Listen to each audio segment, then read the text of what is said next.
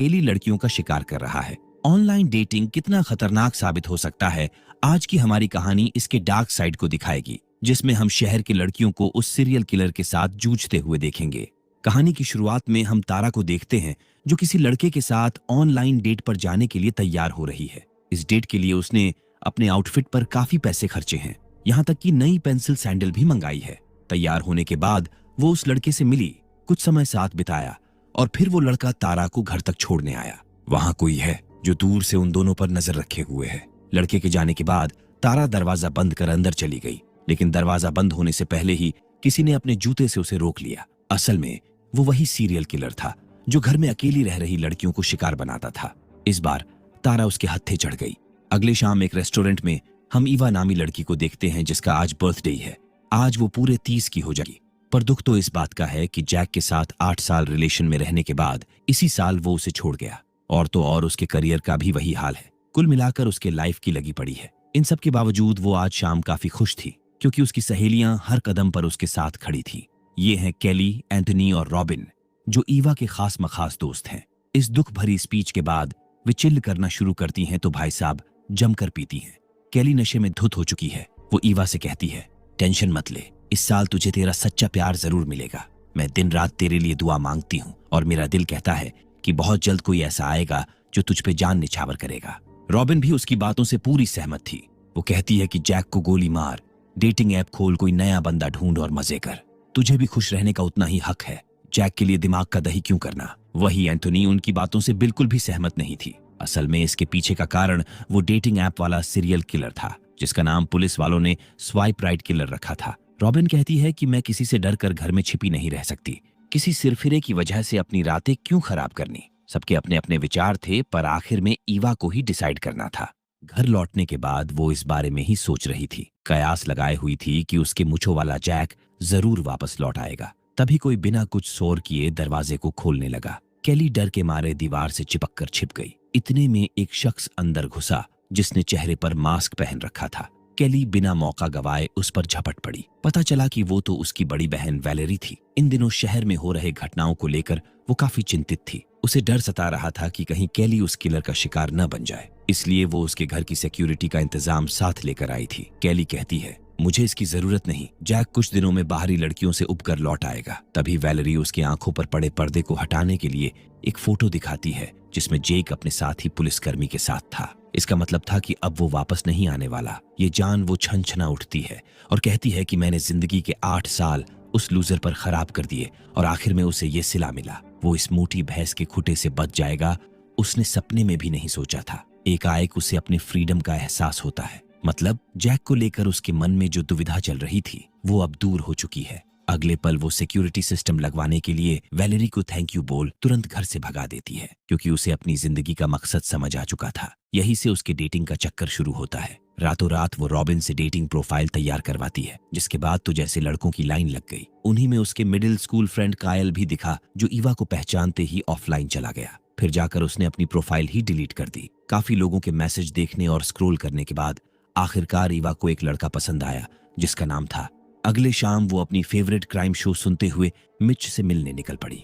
आज का show swipe right killer के ऊपर चल रहा था, जिसमें बता रहे थे कि वो घटना स्थल पर अपना एक बाल तक नहीं छोड़ता, ना ही उसके कोई फिंगरप्रिंट मिलते हैं। अब तक जितनी लड़कियां मारी गई वहां पर रोज वाइन के बोतल मिले हैं। पास में कोई ग्लास नहीं होता, जिसका मतलब वो किलर वाइन डायरेक्ट बोतल से घटकता है। तभी ईवा को लगा कि कोई उसका कर रहा है। सहम कर पीछे मुड़ी तो वहां कोई नहीं था। इसके बाद वो मिच से मिली और उसे पहली नजर में देखकर हैरान रह गई, क्योंकि वो उसकी अपेक्षा से काफी तगड़ा बंदा निकला। वैसे वे दोनों उसके घर मिलने वाले थे।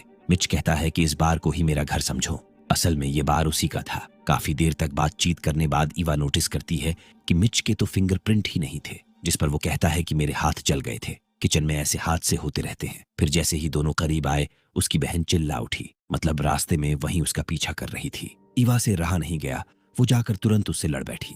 वैलेरी कहती है कि कल रात तू इतनी उतावली हो रही थी, मुझे लगा कि तू कुछ गड़बड़, लेकिन वही हुआ जिसका डर था। उस लड़के के फिंगरप्रिंट नहीं है, और तो और वो स्वाइप राइट किलर की तरह ड्रिंक डायरेक्ट बोतल से पी रहा है। ईवा को इसकी परवाह नहीं थी। वो किसी लड़के से मिले और वही लड़का किलर निकले, इसके चांसेस करीबन 0 है, ऐसा उसने इंटरनेट पर पढ़ा था। लड़ झगड़ कर वो वैलेरी की बात नहीं मानती और उसी वक्त मिच को अपने घर इनवाइट करती है। वो भी हाँ कर देता है। ईवा जाते जाते वैलेरी को धमकाते गई कि आज के बाद मेरा पीछा मत करना वरना तुम्हें देख लूंगी। मिच के साथ कुछ समय बिताने बाद जब वो चला जाता है तो ईवा अपने बहन को चिढ़ाने के लिए एक वॉइस मैसेज भेजती है। कहती है कि मैम आप गलत निकली, मैं अब भी जिंदा हूँ। तभी उसे उसके मिडिल स्कूल फ्रेंड कायल का मैसेज मिला। असल में वो भी उसके साथ डेट पर चलने के लिए मैसेज पे मैसेज भेज रहा था। देर रात तक चैट करने की वजह से अगली सुबह वो देर तक सोती रही। तभी डोरबेल बजा। दरवाजे पर एक बहुत ही हैंडसम लड़के को देख उसके मन में लड्डू फूटने लगे, क्योंकि वो ऐसे ही किसी जीवन साथी की तलाश में थी। पता चला कि ये नॉर्मन नामी बंदा आर्मर्ड गार्डियन सिक्योरिटी से था। घर में सिक्योरिटी सिस्टम डालने के लिए खिड़की आदि की माप लेने आया था। ईवा कहती है कि इन दिनों वो काफी अकेली हो गई है, ऊपर से स्वाइप किलर का भी खतरा दिन प्रतिदिन बढ़ता जा रहा है। नॉर्मन कहता है कि हाँ, पर उसके चलते हमारी कंपनी को बहुत फायदा हुआ है। लोग अपने घरों में धड़ल्ले से सिक्योरिटी सिस्टम लगवा रहे हैं। तब तो तुम बहुत बिजी रहते होंगे। यहाँ नॉर्मन उसकी मंशा भांप लेता है। हालांकि बात आगे बढ़ाने से पहले वो अपना काम शुरू किया। तभी वो कुछ ऐसी हरकतें कर बैठा जिसे देख उस पर संदेह होने लगा कि कहीं वही स्वाइप किलर तो नहीं जो अकेली लड़कियों को प्रेम जाल में फंसाकर शिकार बनाता है। खैर, जो भी हो, वो काम खत्म करने के बाद ईवा से डेट के लिए पूछा। ईवा उससे घुमा फिरा कर यही तो बुलवाना चाहती थी। वे अगले थर्सडे को डेट फिक्स कर लिए। यहाँ से वो अपनी खास फ्रेंड कैली से मिली। उसने इन 1-2 दिनों में जो धूम मचाई उसे सारा हाल कह सुनाई, जिस पर कैली मिच के साथ वाली बात जानकर चौंक पड़ी। आज कैली की मैरिज एनिवर्सरी है। वो फिर से दुल्हन के जोड़े में सजकर फोटो खिंचवा रही है ताकि उस पल को दोबारा जी सकें और इन फोटोज को भेजकर अपने पति को भी वो लम्हा याद दिला सके। फोटो खिंचवाने के साथ साथ ही वो ईवा को हिदायत देती हैं कि लड़के 1 नाइट स्टैंड से शादी नहीं करते। अगर हस्बैंड चाहिए तो आगे से ऐसा कुछ मत करना, कम से कम 3 डेट तक तो बिल्कुल नहीं। इन्हीं सब बातों के बीच उनका फोटो शूट भी खत्म हुआ। ईवा कहती है कि मैंने एक से बढ़कर एक फोटो खींची है। पता चला कि एक भी ढंग का फोटो नहीं आया था, वहीं कुछ तो बहुत ही अश्लील थे। रात को एक और लड़की के मर्डर की खबर मिलती है। इस बार स्वाइप किलर ने एक गलती की थी। पुलिस को लाश के पास से उसके जूतों के निशान मिले थे जो कि 10 नंबर के थे। इस न्यूज को सुनकर ईवा एक चीज तो समझ गई कि उसे 10 नंबर वाले लड़कों से सतर्क रहना होगा। यही पर वो सारे डेटिंग ऐप डिलीट करने का फैसला करती है। मतलब उसे कायल, मिच और नॉर्मन में से ही किसी एक को शादी के लिए फाइनल करना होगा। कैली कहती है कि फिर भी उन तीनों के जूतों के साइज एक बार जरूर चेक करना, खासकर मिच के, क्योंकि वो आजकल हर शाम उससे मिला करती थी और उसके फिंगरप्रिंट भी नहीं थे। इसके बावजूद जब वो उससे मिली तो सारी बातों को दरकिनार कर उसके घर जाने के लिए मान गई। असल में मिच उसके लिए कुकिंग करना चाहता था, दिखा देना चाहता था कि ईवा के लिए वो परफेक्ट है। वैसे अब तक ईवा मिच के घर काम वगैरह के बारे में सब कुछ जान चुकी थी, पर उसने अपने बारे में उसे कुछ भी नहीं। ईवा कहती है कि फिलहाल वो अपनी फ्रेंड कैली के स्टूडियो में असिस्टेंट है। पिछले साल जब उसकी माँ की तबीयत खराब चल रही थी तो कैली के यहाँ काम करने के साथ साथ वो अपनी माँ की देखभाल भी कर सकती थी। माँ तो चल बसी, लेकिन ईवा ने फिर भी कैली का साथ नहीं छोड़ा, क्योंकि उन मुश्किल दिनों में कैली ने उसकी बहुत मदद की थी। यानी वे दोनों काफी क्लोज फ्रेंड थे। इन्हीं सब बातों के बीच ईवा को जैसे ही मौका मिला वो मिच के जूते का साइज चेक की। 10 नंबर देख उसके होश उड़ गए। तभी उधर से मिच किचन से चाकू लिए उसके पास आता है। ये देख वो और भी ज्यादा डर जाती है। दरअसल मिच कब से उससे एक सवाल पूछना चाहता था कि क्या वो अपनी डिजायर पूरी करने के लिए उसे इस्तेमाल तो नहीं कर रही। ईवा उसे जैसे तैसे समझा बुझाकर भाग निकली। फिर उसने अपने चॉइस से मिच को हटा दिया। उसके पिटारे में अब सिर्फ 2 लोग थे, जिनमें से एक के साथ अगली सुबह उसकी डेट थी। ये वही कायल नामी बंदा है जो ईवा के साथ मिडिल स्कूल में साथ था। यहाँ वो ईवा को अपने बारे में बताता है कि वो एक जानवरों का डॉक्टर है। पिछले साल उसकी बीवी चल बसी, तब से ही वो अकेला है। अभी वो अपनी बात पूरी भी नहीं कर सका था, इतने में एक बेसुरा उनके बीच टपक पड़ा। कायल उसे मारने गया तो ईवा को उसके पैरों का साइज देखने का मौका मिल गया। दुर्भाग्यवश उसके पैर का साइज भी 10 नंबर ही था,